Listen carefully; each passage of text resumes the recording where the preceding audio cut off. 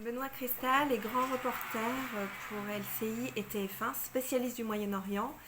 Il a couvert notamment l'émergence de Daesh entre 2014 et 2018 en Syrie et en Irak, la bataille de Raqqa, la bataille de Mossoul. Et il a choisi le prisme de la fiction pour traiter de cette guerre, pour traiter de ce combat contre Daesh. Donc le roman se passe essentiellement en Irak et en Syrie, euh, mais aussi en France à travers le narrateur qui est un petit peu son double, le journaliste français Alex.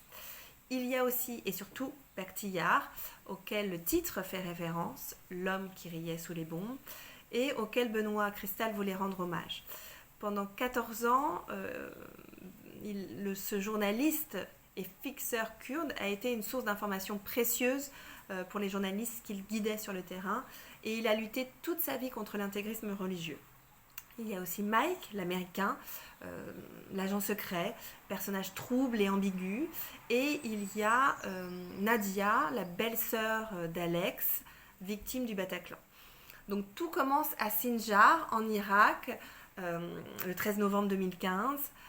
Le général Kovli, Peshmerga, s'apprête à célébrer une victoire stratégique sur Daesh avec Bactillard et le journaliste français quand ils apprennent qu'à 4000 km, des attentats ont été commis à Paris. Le journaliste français décide de rester et d'enquêter sur ce nouvel ennemi de la France. Donc, dans ce roman réel et imaginaire se mêle sans cesse. On est dans le reportage, on est dans le thriller géopolitique qui pose des questions sur la guerre, sur la violence et sur le métier de grand reporter, sur les traumatismes qui en découlent. Que se cache-t-il derrière la noble mission d'informer?